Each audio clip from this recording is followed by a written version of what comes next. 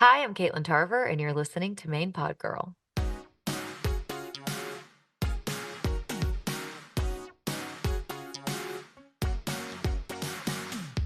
Hi, welcome to Main Pod Girl, a podcast made by Popheads for Popheads.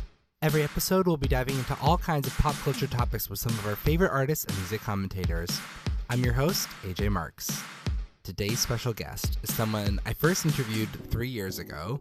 You may know her as an actress playing Jo on Big Time Rush, Mercedes on Secret Life of an American Teenager, and Jessie on Ballers. You may also know her as a songwriter, having co-written the #1 hit Crazy Stupid Love with Cheryl Cole. You may know her brother, Drew, who plays Carrie on the other two. We'll be getting to that later.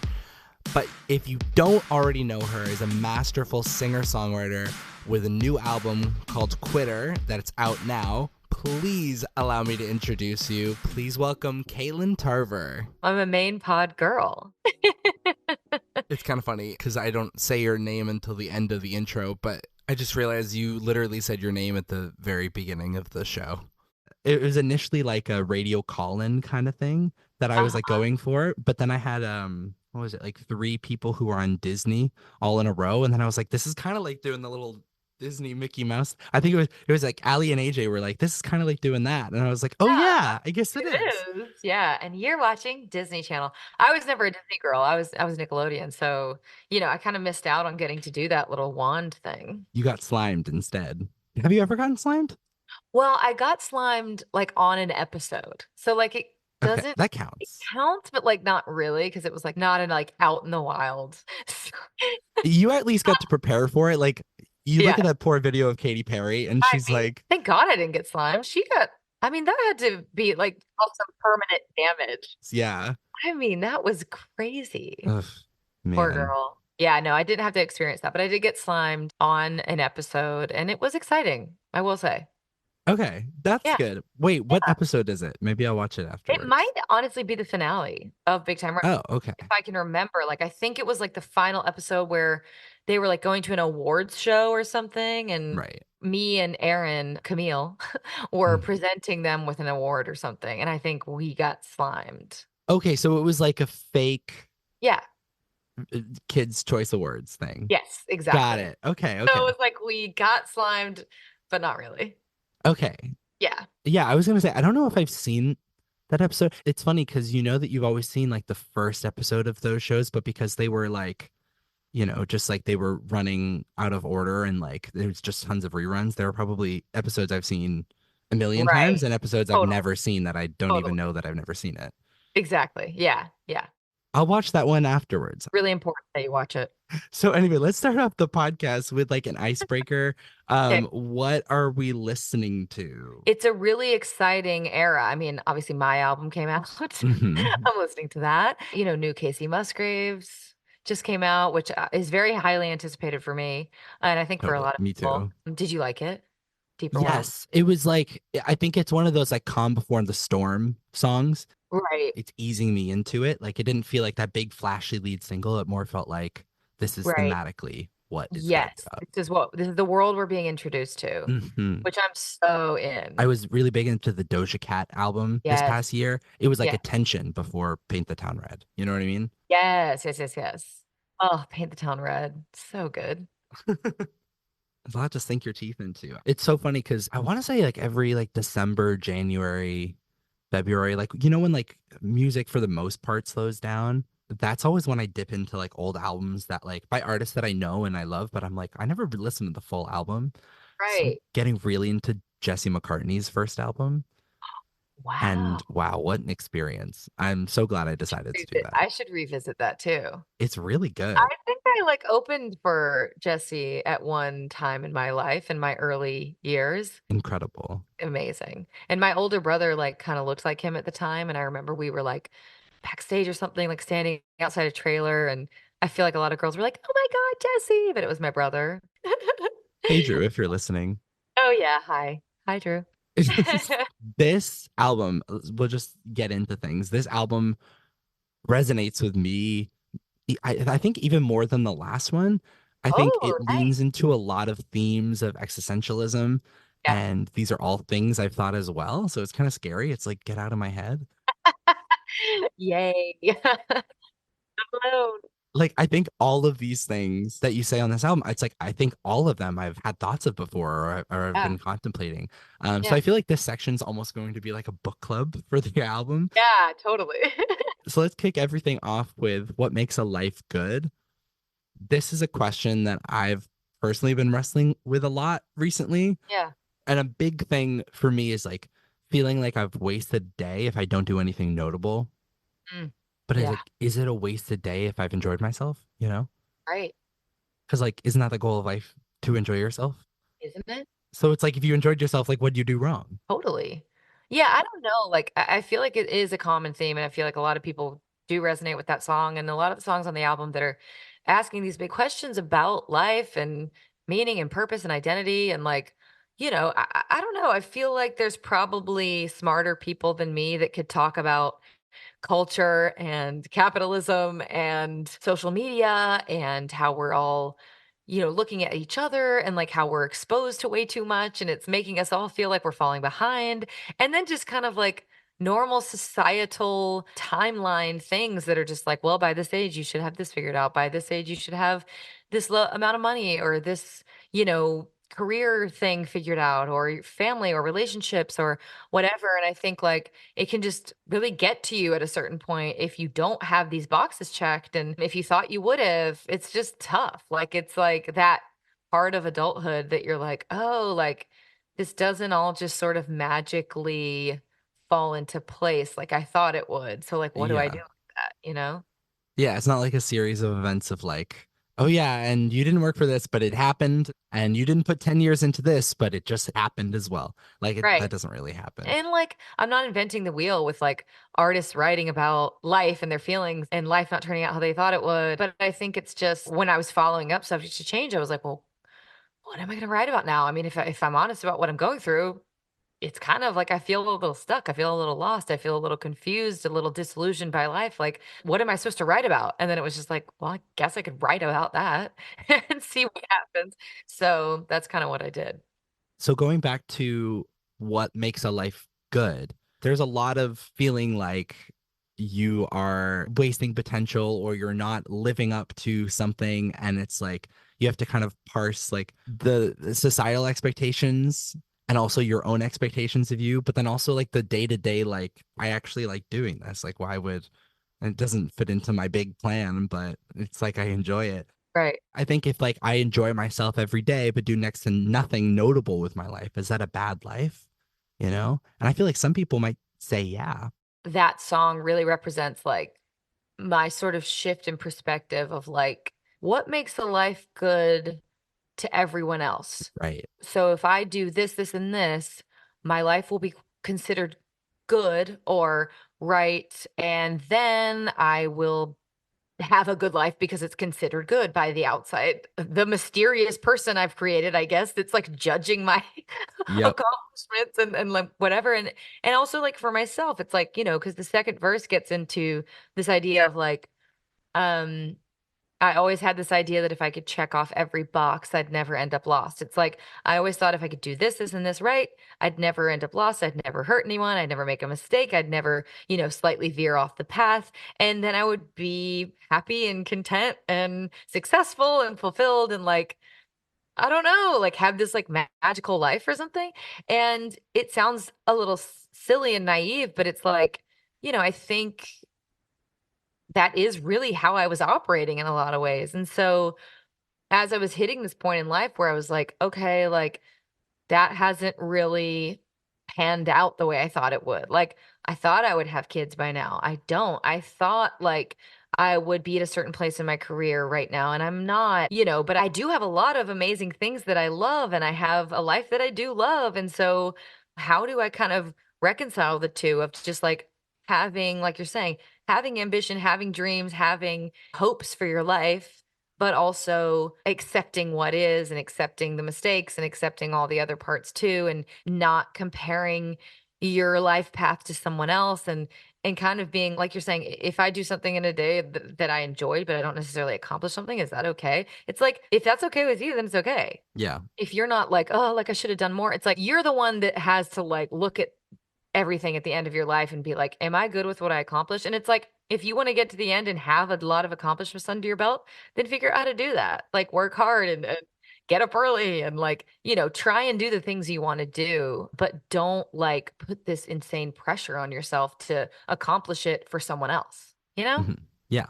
And like also you're not going to know what you value in 60, 70 years. Like you're not going Right. to Like, change. yeah, like you could be like, yeah, I only really care about family and I had a really good Yeah. relationship with my family and that was the Right. most important thing. Like, Totally.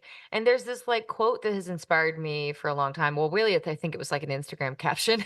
But it's by one nice. of my favorite authors, Jedediah Jenkins. And he like, I like printed it out and hung it up because I just thought it summed it all up really well, which is like, he kind of talks about I have friends that have prioritized career and they're kicking ass and like they're in their 40s now and they're like, oh, like I wish I had a family. Like maybe I should have prioritized that a little more. And then there are people who have prioritized family and gotten to that age and been like, wow, like I wish I kind of prioritized my career a little more. Mhm. And there's just always going to be that tension. And I Yeah. think that's kind of what I wrote the song about. It's like, there is no answer to this question. You're always going to get to some version of like, I could have done this. And it's like, yeah, that will always be true. And like, I think I was so desperate to be like, well, I don't want that to happen. Like, I want to get to a certain age and be like, I'm totally happy with every decision I've Yeah. made. Like, so I'm like, how do I do that? Like, how do I make the right choice? Like, so I don't have regrets later. And it's just like, that grasping for, like, control and certainty and, like, the perfect path was, like, it's not sustainable, No, and I definitely think not. you, like, have to give yourself I think he even says at the end of the caption, he's like, "Give yourself some grace, we're all living in a tug of war." It's like we're always gonna Mm. live in that tension, and so that really inspired, kind of my mindset going into that song and this album as a whole. Also going back to the check boxes real quick, if you check off a bunch of check boxes, they don't tell you that as soon as you tick them off, more check boxes appear. You Totally. know? It never ends. It's No. like it's like, oh, I want to be a famous actress. And it's like, okay, you're getting recognized and people know you for this role. And then it's like, okay, but I don't want to be known for one role. I want to be known for a bunch of roles. And Totally, then you get the lead credit in the show, and then it's like, okay, but then I want to do a film. Like I don't want to be just limited to totally. TV. It's like Never ends. it never ends. You get comfortable with the thing that you've achieved and you're like, all right, what's next? Because Yeah. I think there's also that human desire to just always want to better yourself and and to have somewhere to go. I don't think the answer is to, like, turn that off and be like, "I want nothing," Yeah. because that's not really possible either, but it's like, how do you hold the reality that you are always gonna want the next thing, and also be proud of yourself for Yeah. what you've accomplished and be proud of who you are and just enjoy your life and your family and, your friends and kind of hold those 2 things Yeah. together. It's also like the balance of ambition and greed too. Because then you Yeah. get like people who are multi-billionaires and then Right. they're like, well, I'm not going to pay taxes because I want Yeah. even more money. And then it's like, well, what? You and your grandchildren's grandchildren will never be Right. able to spend this money. I don't understand. Why do you have more money than a country? Why would you need Right. Well, right. 'Cause I think every human being is gonna experience that thing where you're just like, "Well, I want more," or "What else is out there?" or "Is this it?" or whatever, no matter what you have. I mean, it's like how many times do we have to listen to a podcast of someone super successful that has all the money in the world and all the success you could ever think you'd want that tell us, like, it doesn't really solve anything. Like, "Really?" I don't know, like, but I think it's true, and so it's like, whoa, like what do you do with that? How do you continue to work hard for stuff when someone is telling you that has gotten the thing you're working so hard to get that it doesn't really solve much at the end of the day? It's like, well, should I just kind of like call it? yeah, like are all my goals meaningless? Right. So you have to assign personal meaning to them. Yeah. Another thing you touch on this album is guilt. If something goes wrong, you deserve it. And if something works out, you feel guilty. Yeah. Where are you currently in your relationship with guilt? I think I'm getting a lot better. I don't know when it got there, how it got there. how it got so deep into my psyche. Like, I don't know if it's like being a woman, like, I don't know if it's just kind of you're more predisposed to feelings of guilt or like doing things that you want and just feeling bad about it. I don't know, but I'm feeling a lot more like I've worked through a lot of that and I'm not dealing with that guilt as heavy anymore, which is really nice. But I had to really go through it and I had to really like, name that because it was like really operating in me without me even knowing? When people call me nice, like sometimes people are like, "Oh, you're so nice." Well, thanks, but that's not really a compliment because that just means I'm really guilty, and then guilt drives being nice to other people, and then I am Totally. also guilty because then I'm like, does that mean I'm not actually a nice person? I'm doing it for Right. personal Whatever it's gonna bring reasons. back to me. Yeah. Yeah. Oh, Okay, so I want to talk about yeah. that story that you tell in, I think it's the second verse of Japanese Cafe. Oh my God. You describe this child actress that you Google just to see where she is now, and she like moved to a random state and like had a normal life, and how that represents like a path that you've avoided taking out of fear that it'd be the wrong decision or like a waste of your career so far. Right. That's something that like I had to struggle with a lot when deciding to like move away from being like an artist full time, which is Yeah. like I've been touring the world since I was 10. I've opened up for huge bands, like have a bunch of songs out, and it's like, do I throw all that work away I know. to do something that I want to do more? Like that, Right. it feels like a waste because I'm like, well, what if I find out that I don't, you know? And so you see someone else who did make that decision and you feel like a million different feelings about that. Yeah. Do you ever attribute those feelings to all the compliments you got growing up about how you had something special about you? And then you're like, that really kind of made a wall between what I can and can't do, even though they were technically compliments.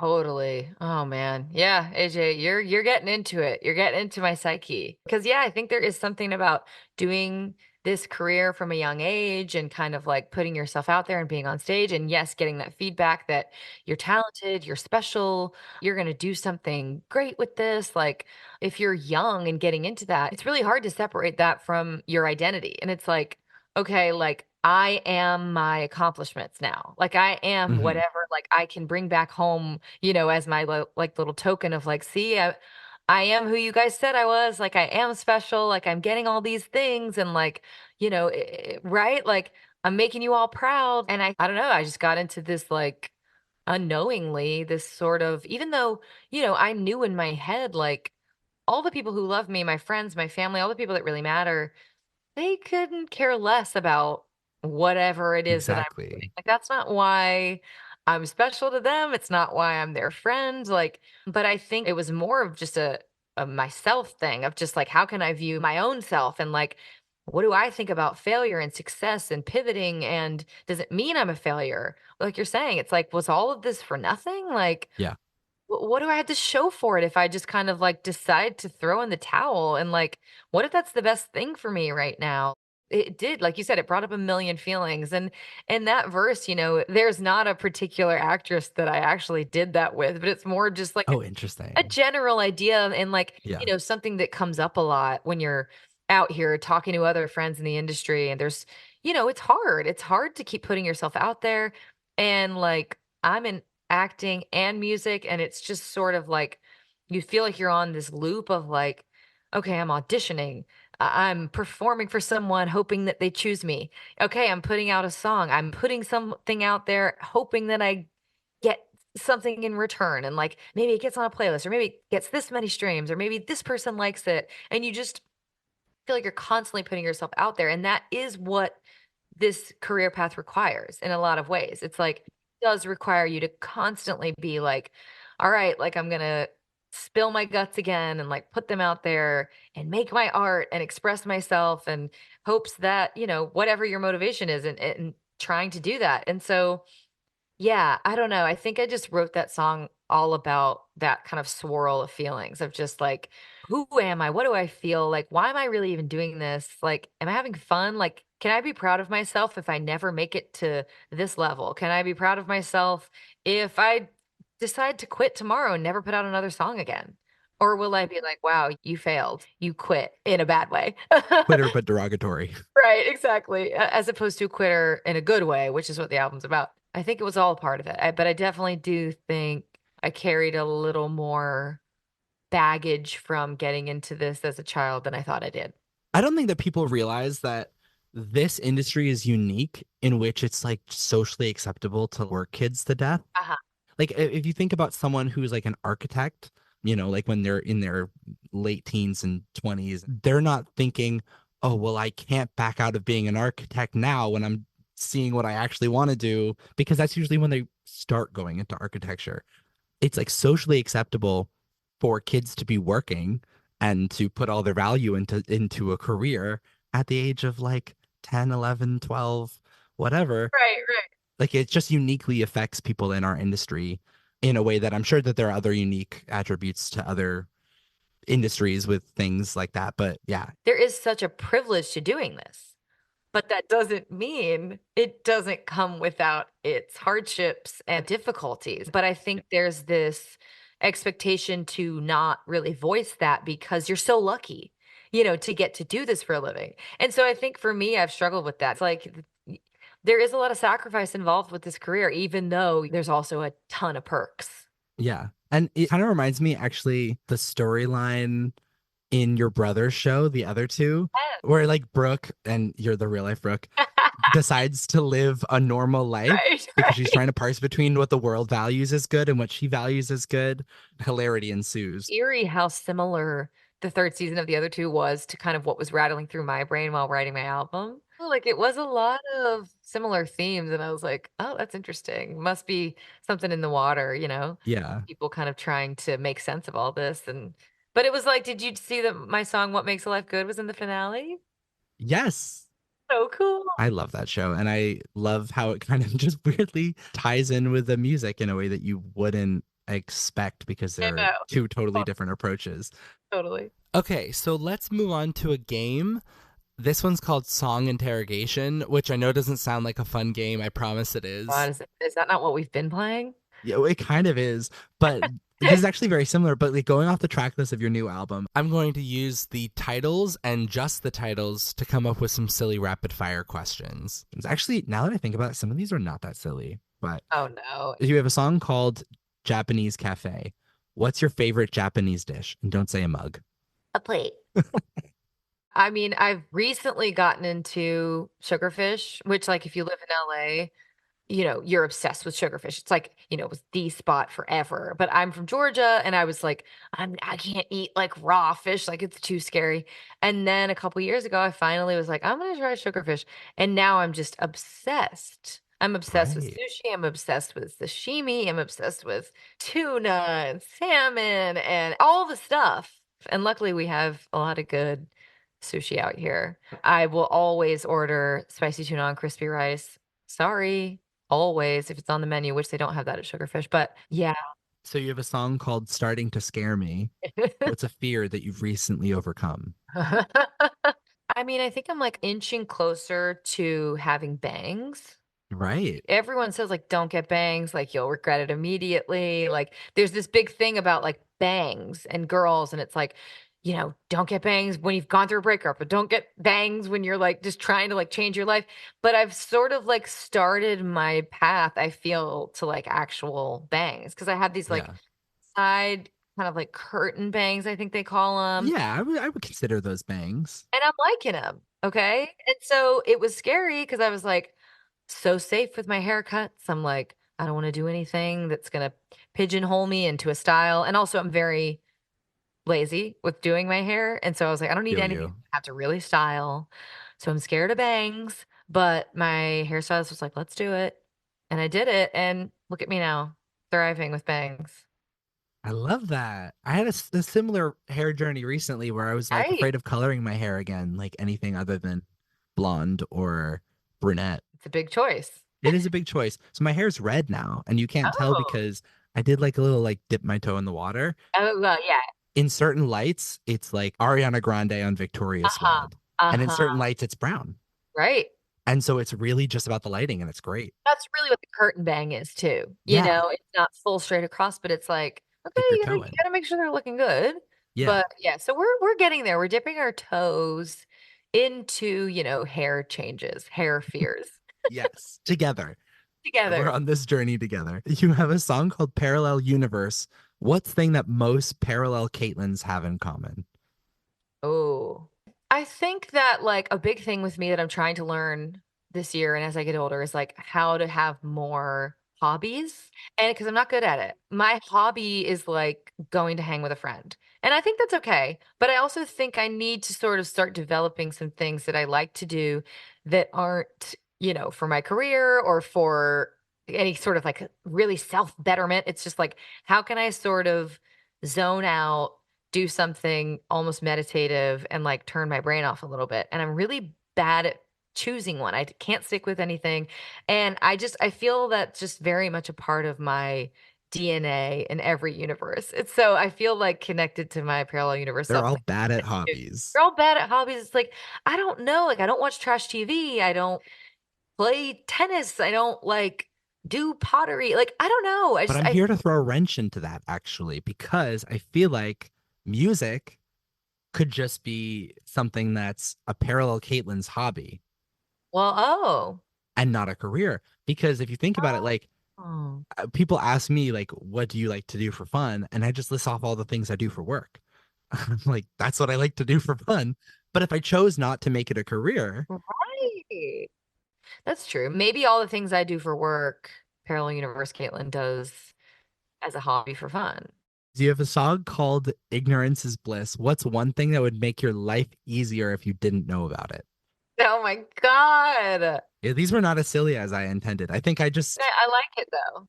Like, I guess this is potentially a weird answer, go for it. but I'd probably say like alcohol. I don't think I have a problem with it. I do like to drink, but the older I get, the hangovers are absolutely terrible. If it's been a long week and I want to get together with my friends and it's like, let's go to a bar, we're going drinking. I'll eat up a kind of night like that. I just love it. I love have so much fun. I think everyone's life is probably healthier and a bit better without drinking alcohol. Like it's not think about it, it's like good for you. So you have a song called Cinematic. What's your review of the most recent film you've seen? One of the last movies I saw was Poor Things with Emma Stone and Mark Ruffalo. I loved it. I thought Emma was so good in it. Mark was so good in it. I loved the story of it. I felt very connected to it. I feel like Emma in her acceptance speeches has like talked about how she learned so much from playing this character about just being a woman and unlearning so many things, and I just felt like a very like kindred spirit moment with her and I was just like, yeah, I get it. The top review on Letterboxd is Barbie the movie, but for mentally ill people. That's literally what I was about to say. Oh my Wait, gosh. really? Yes. After that movie, I was like, that was like edgy Barbie. Edgy Barbie. Okay, Edgy I'm Barbie. gonna watch it now. All right, now we've come to the last part of our show, our top five. This is where we list our top five of a certain category, and this episode's theme. I am shocked that we have not done this yet. It's our top five Britney Spears songs. What a great question. What a thing to think through, because it's hard for me to put them in real order.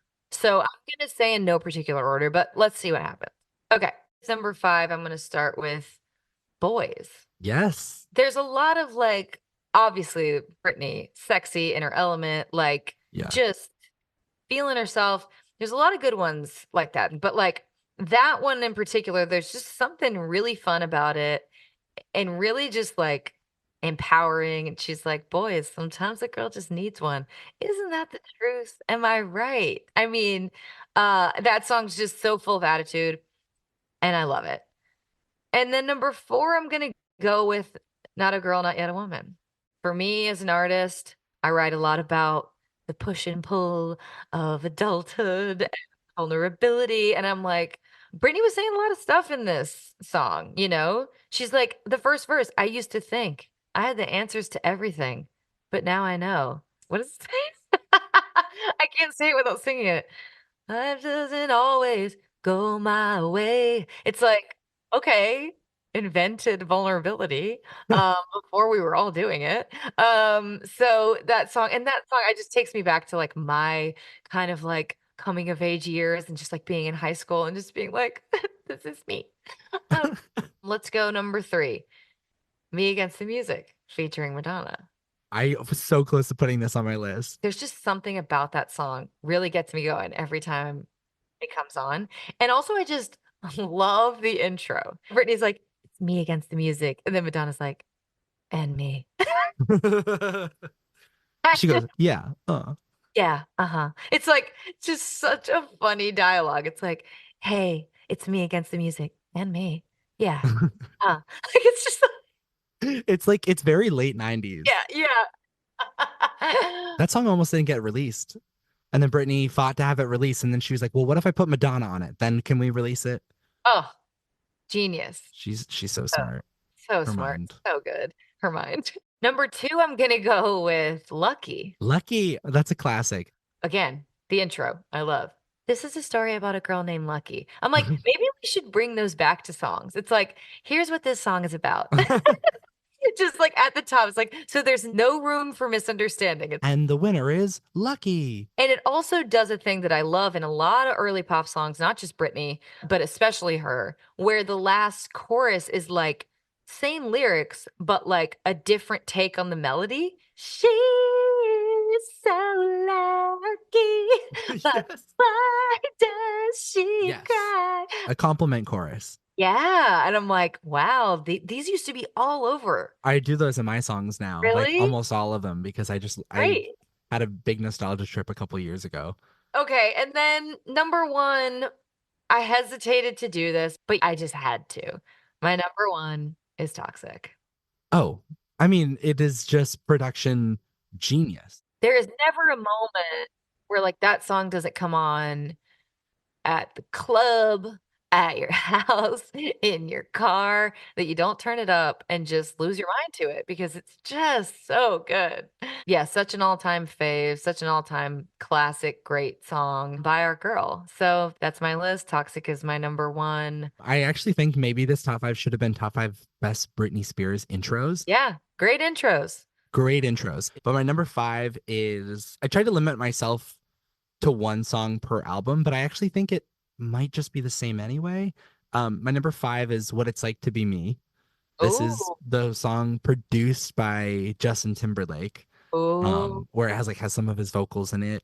I think it's cool because it's like the classic "you think you know me, but you don't" Britney Spears trope. Yep, yep. Yeah. And then number 4 is Outrageous. Oh, yeah, good one. And then number 3 is Circus.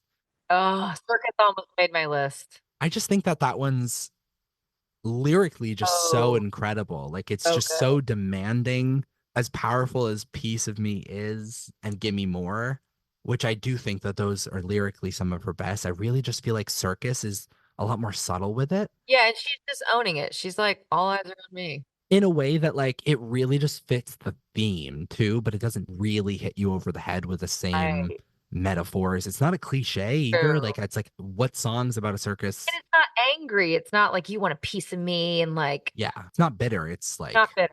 it's reveling in it. I'm empowered and I'm a powerful woman. Yeah. Oh, it's great. Yeah. Number 2 is Break the Ice Ooh, okay. from the Black Hat album. I always thought that this was like one of the number 1 songs from that album. And I realized it was like barely a single.